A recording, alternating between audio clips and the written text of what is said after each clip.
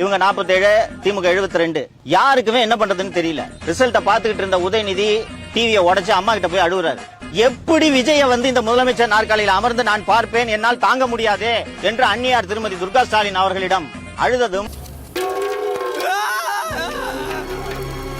துர்கா ஸ்டாலின் சேகர் பாபுவை கூப்பிட்டு தம்பி அழுவுது, நீங்க எல்லாம் எதுக்கு இருக்கிறீங்க, ஏதாவது பண்ணுங்க என்று சொன்னதும் சேகர் பாபு இதர திமுக எம்எல்ஏக்களிடம் பேசி வேலு, அனிதா ராதாகிருஷ்ணன் போன்றோர் எடப்பாடி பழனிசாமியை தொடர்பு கொள்கிறார்கள். எப்படி திமுகவில் இருந்து அதிமுக வெளியே போனதோ அப்படித்தான் திமுகவில் இருந்து மதிமுக வெளியேறிற்று.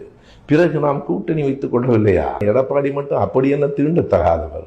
எனவே திமுகவும் அதிமுகவும் சேர்ந்து 2 பேரும் ஒரு பொது வேட்பாளரை நிறுத்துவது கூட இந்த இடைத்தேர்தலில் சரியாய்த்தான் இருக்கும் என்று நான் சொல்லுகிறேன். இதுக்கு 4 பேர்த்த மூத்திரத்தை வாங்கி மடக்கு குடிக்க வேண்டியதானே?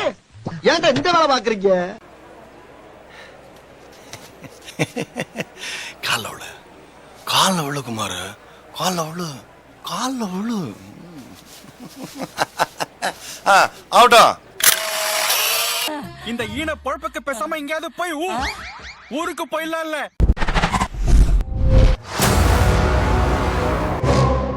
காரிலே வரும்போது படித்து வர வேண்டும் என்ற ஆலோசனைகளை வழங்கி இன்றைக்கு தமிழகத்திலே ஒரு ட்ரோலாக இருக்கின்ற அன்பு சகோதரி சென்னை பெருநகரத்தின் மேயர். என்னையா ஓ மூஞ்சிலே துப்பிக்கிற? அரசியலை பத்தி தெரியாதவன், பொது வாழ்க்கைக்கு வராதவன் எல்லாம் இன்னைக்கு எப்படியோ தெரியல வந்தான். எப்படி வந்தானே தெரியல. நாம அதிமுக பிஜேபி காரனை மோதிக்கிட்டு இருந்தோம். அவன் நம்மள திட்டிட்டு இருந்தான். இந்த நாயை நமக்கு கணக்கேட்டுக்கல. இவன் ஒருத்தர் இருக்கிறானே தெரியல நம்மளுக்கு. இவரு வைத்தறிச்சலின் உச்சத்துல பேசிக்கிட்டு இன்னைக்கு இன்னைக்கு வரைக்கும் பாத்தீங்கன்னா புலம்பல் அப்படிங்கறத எப்படி எல்லாம் டிஃபரெண்டா பண்ணலாம், அழுது புரளலாம், படுத்துக்கொண்டே புலம்பலாம், பேசிக்கொண்டே புலம்பலாம், அதாவது நடந்து கொண்டே புலம்பலாம் அப்படிங்கிற மாதிரி திமுகவினர் இன்னைக்கு வரைக்கும் விடை தெரியவில்லை அப்படின்னு 1 மாசம் தாண்டியும் நான் நம்ம ஆள்கிட்ட கேட்பேன், என்னப்பா அந்த விசில் எப்படி பாக்குறானுங்க? அடையான 2 பசங்கண்ணே, யார் இவரு? 2-3 பசங்கிறான். அது மூஞ்ச பார்த்தா இவன் ஓட்டு போட மாட்டான். மொத்த பேர் இத்தியா சொன்னான் நம்மள. நான் கேக்குறேன், இன்னும் அந்த விசில் எப்படி இருக்கிறானுங்க? சின்ன பசங்க அந்த மூஞ்சி, இந்த முடி வடிக்கிறது பார்த்து அந்த போஸ்டர்ல பார்த்தாலுமே திருட்டு மூஞ்சி மாதிரி இருக்குது. இதெல்லாம் பார்த்தா அவனை ஓட்டே போட மாட்டேன்னு இப்படியே சொல்லி நம்மளால நம்மளை கேட்டாங்க. எல்லாம் ஒன்னால வலிக்கலையே. என்ன சொல்ல விரும்புறீங்க? நாய் பேங்கிறான் எல்லாரையும். சரியா? அவன் நீ நாய், நீ அமைச்சரா இருக்கும் போது நான் அப்படித்தான் சொல்லுவேன். கேவலம் ப்ளீச்சிங் பவுடர் திருன்னு வந்தானே நீ. மச்சி இவன்டா. ஆமாடா இவன்டா. நீ தானே அன்னைக்கு இந்த பவுடர் போட்டாங்கன்னு சொன்னாங்க. ப்ளீச்சிங் பவுடர் ரேட் என்ன தெரியுமா? தெரியல சார். ப்ளீச்சிங் பவுடர் கிட்டத்தட்ட 13 ரூபா 10 ரூபா. மைதா மாவு என்ன ரேட் தெரியுமா? நீ தானே கேள்வி கேட்ட. 40 ரூபா. ப்ளீச்சிங் பவுடர் எவ்வளோ சார் இருக்காங்க மாநகராட்சியில்? எது ப்ளீச்சிங் பவுடர் எவ்வளோ சார்? 10 விட்டுருக்காங்க. எந்தெந்த ஊருக்கு எவ்வளோ தேவையோ அந்த அளவுக்கு விட்டுருக்காங்க. 15 ரூபாய்க்கு ஏன் சார் 55 ரூபாய்க்கு அப்புறம் 2 விட்டுருக்காங்க? எங்க அப்படிலாம் ஒன்றும் இல்லையா? 55 ரூபாய் தான் சார். அப்படிலாம் ஒன்றும் இல்லை. ப்ளீச்சிங் பவுடர் திருடினவன், திருட்டு பய. சரியா? திருட்டு பயலுக்கு என்ன மரியாதை? உனக்கு என்னடா மரியாதை? லங்கர் கட்ட உருட்டுவன் தானே நீ? அதாவது எவன் இந்த போஸ்ட் ஓட்டல, நோட்டீஸ் எடுத்து கொடுக்கல, வீட்டுல ஓட்டு கேட்கல, ரோட்டுக்கு வரல, அவன்லாம் ஜெயிச்சிட்டான். அவன் போகவே இல்லை. அவன் போகாதவன், அந்த தொகுதி பக்கமே போகாதவன் அவன் ஜெயிச்சிருக்கான். தொகுதி பக்கமே வராத ஒரு நபரை ஜெயிக்க வச்சிருக்காங்கன்னா எந்த அளவுக்கு அவங்க மேல இருந்துக்குன்றது பாருங்க. உங்க பர்ஃபார்மன்ஸ் எவ்வளவு கேவலமா இருந்திருக்கு அப்படின்னு தான் பாக்கணும். தொகுதி பக்கமே வராத நபரை கூட நாங்க ஜெயிக்க வைப்போம்டா, நீங்க வரக்கூடாதுடா அப்படின்ற முடிவுக்கு வந்திருக்காங்க மக்கள்னா. ஏன் வந்தாங்க? எதை வச்சு அப்படி முடிவு பண்ண? உன் உதவி எனக்கு வானான்னு அர்த்தம். நம்முடைய கழக தலைவர் அவர்கள் மிசா போராட்டத்தில் ஈடுபட்டு சிறை அடைக்கப்பட்டு அந்த சிறையில் எவ்வளோ துன்பம் அடைந்திருக்கிறார் அப்படின்றது வரலாற்றில் இன்றைக்கும் பேசக்கூடிய ஒரு பொருளாக இருக்கிறது.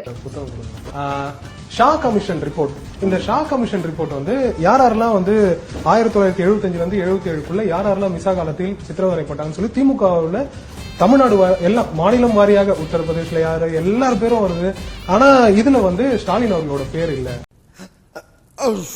மிசா கைதிகள்ல ஸ்டாலின் அவர்களோட பேர் தான். அவர் மிசா காலத்தில் கைதானவரை தவிர மிசா கைதி அல்ல. எங்க அம்மா சத்தியமா நான் ஜெயிலுக்கு போறேன் எல்லாரும் பாத்துக்க. நானும் பெரிய ரவுடி தான். ஊர் தாலி அர்த்தவன், அயோக்கியத்தனம் பண்ணவன், கொலகார லிஸ்ட்ல பேர் இருக்கிறவன். கண்ணாடி சார் அது. திருப்பெரும்புத்தூர்ல ஒரு பையன் நம்மளுக்கு வேண்டிய பையன் தான். அவன் அவங்க அப்பனுக்கு மிச்சி அவங்க அப்பனுக்கு இலை வாங்கி கொடுப்பானா புரோக்கர். இது ரிசர்வ் தொகுதியில நீ போய் உத்தரமேரில் நின்று ஒரு மனு போடுறான்ட்டான். அவனுக்கு சீட்டு குடுத்துட்டாங்க. அவன் உத்தரமேருக்கே போலங்க. அவன் போஸ்ட் போடல. அவன் மூஞ்சி யாருக்கே தெரியாது. எத்து போய் நேரம் விசில்ல போட்டு அவனை ஜெயிக்க வச்சுட்டான்.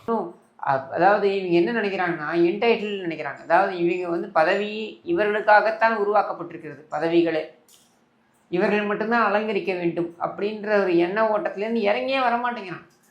உனக்கு குடுக்கல இல்லனா விட்டுறா. அவனுக்கு கொடுத்துருக்காங்க. அவன் வேலை பார்க்கட்டும். வேலை பார்க்க ஆளே கிடையாது. ஏமாந்து கொடுத்துட்டாங்க. அது என்ன தெரியும்? ஏமாந்து கொடுத்துட்டாங்க. அவ்வளவு ஆகாது உனக்கு. இங்க பாரு, சீட்டு ஓவரா இருக்கு. இது அவனுக்கு நல்லதோ இல்லையோ உனக்கு நல்லது இல்ல. எவனுக்கு என்ன இலாக்கானே தெரியல. ஒரு மந்திரியை கேட்கறாங்க. அவருக்கு நன்றி சொல்றாரு. சுற்றுலாத்துறை அமைச்சராக தந்த மாண்புமிகு ஜோசப் விஜய் அண்ணா அவர்களுக்கு நன்றிண்ணா. பக்கத்துல இருக்கிறவங்க கூப்பிட்டு சொல்றான், சுற்றுலா இல்லைங்க, சுற்றுச்சூழலுங்க.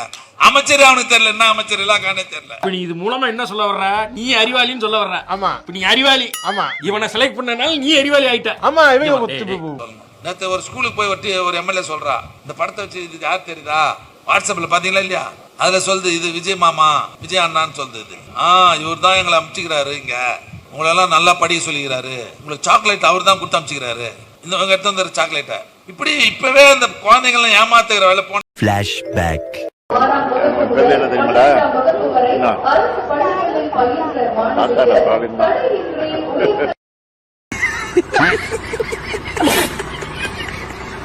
முத்தமிழறிஞர் கலைஞர் அவர்கள் இல்லை என்றால் தமிழ்நாட்டில் தமிழ் என்ற ஒரு மொழிக்கு, இனத்திற்கு, இங்கு தமிழ் இருக்கக்கூடிய ஒவ்வொரு தனி நபருக்கும் சுயமரியாதை என்பதே இல்லாமல் போயிருக்கும்.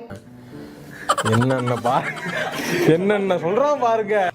ஒரு மனிதன்னா 1-2 திறமை தான் இருக்கும். நல்லா பேசுவான், மறந்துடுவான். நல்லா பேசுவாங்க, எழுத தெரியாது. நல்லா எழுதுவாங்க, பேச தெரியாது. ஒரு மனிதனுக்கு தேவையான எல்லா திறமையும் ஒருங்கே பெற்ற ஒரே தலைவர் கலைஞரை தவிர நீங்க யாருமே பார்க்க முடியாது. கட்சிக்கு ஆபத்து வருகிற போது, சோதனை வருகிற போது தான் வீட்டுல முடங்கிறவங்க கூட ரோட்டுக்கு வந்து கட்சியை காப்பாற்றுவான். அப்பேற்பட்ட தொண்டர்கள் இருந்த இயக்கம் திமுக. வெளியூர்ல இருந்து நாங்க வந்துட்டோம்னா படிச்சு அரசியல் நாகரிகமே என்ன என்று தெரியாமல், அரசியல் எப்படி செய்யணும் என்று தெரியாமல் இன்றைக்கு தமிழ்நாட்டில் உட்கார்ந்து சோசியல் மீடியால மட்டுமே அரசியல் செய்யக்கூடியவர்கள் தான் இந்த தற்கொலை கூட்டங்கள் என்று சொல்ல. அப்படியே ஒரே புடுங்க புடுங்கி இங்க நட்டுருப்பாரு. வாய் என்ன வாயை வச்சுக்கிட்டு இது பேசுது. நான் இன்றைக்கு திராவிட முன்னேற்றம் கழகம் இல்லை என்றால் தமிழ்நாடே இல்லை என்பதுதான் நிதர்சனமான உண்மை. எந்த வருஷத்துக்கு இதெல்லாம் ஜாலியா பேசிக்கிட்டே வந்தீங்க. எந்த வருஷத்துக்கு